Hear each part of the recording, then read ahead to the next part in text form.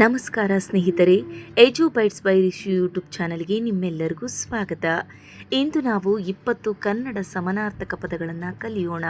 ಮೊದಲಿಗೆ ಸಮಾನಾರ್ಥಕ ಪದ ಎಂದರೆ ಒಂದೇ ಅಥವಾ ಹತ್ತಿರದ ಅರ್ಥವನ್ನು ನೀಡುವ ಬೇರೆ ಪದಗಳಿಗೆ ಸಮಾನಾರ್ಥಕ ಪದ ಎನ್ನುವರು. ಒಂದು ಸೂರ್ಯ ಅಂದರೆ ರವಿ, ಭಾನು, ಆದಿತ್ಯ. ಎರಡು ಚಂದ್ರ, ಶಶಿ, ಇಂದು, ಸೋಮ.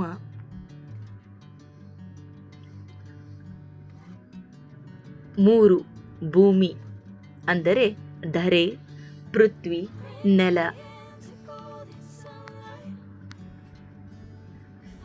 ನಾಲ್ಕು ನೀರು ಅಂದರೆ ಜಲ, ಉದಕ, ವಾರಿ.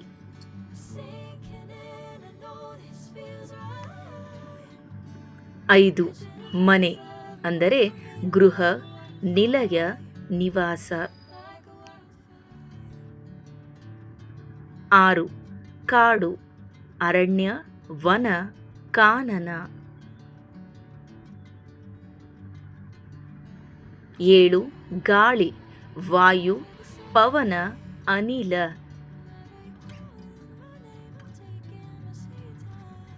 ಎಂಟು ಬೆಂಕಿ ಅಂದರೆ ಅಗ್ನಿ, ಅನಲ, ಪಾವಕ.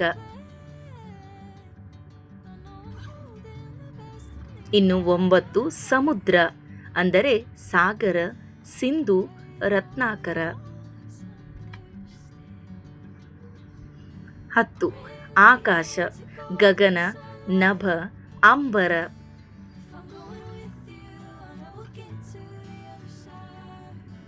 11 ಹೂವು, ಪುಷ್ಪ, ಸುಮ, ಪ್ರಸೂನ.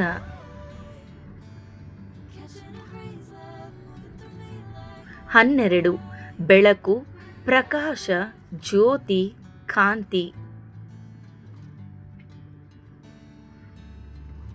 13 ಸ್ನೇಹಿತ, ಮಿತ್ರ, ಗೆಳೆಯ, ದೋಸ್ತ್. 14 ರಾಜ, ಅರಸ, ನೃಪ, ಭೂಪ. 15 ದಾರಿ ಅಂದರೆ ಮಾರ್ಗ, ಹಾದಿ, ಪಥ. 16 ಕಣ್ಣು, ನೇತ್ರ, ನಯನ, ಅಕ್ಷಿ. 17 ಕಿವಿ ಅಂದರೆ ಕರ್ಣ, ಶ್ರವಣ, ಕಿವಿ. 18 ಹಾವು, ಸರ್ಪ, ನಾಗ, ಭುಜಂಗ. 19 ಬೆಟ್ಟ ಅಂದರೆ ಪರ್ವತ, ಗಿರಿ, ಶೈಲ.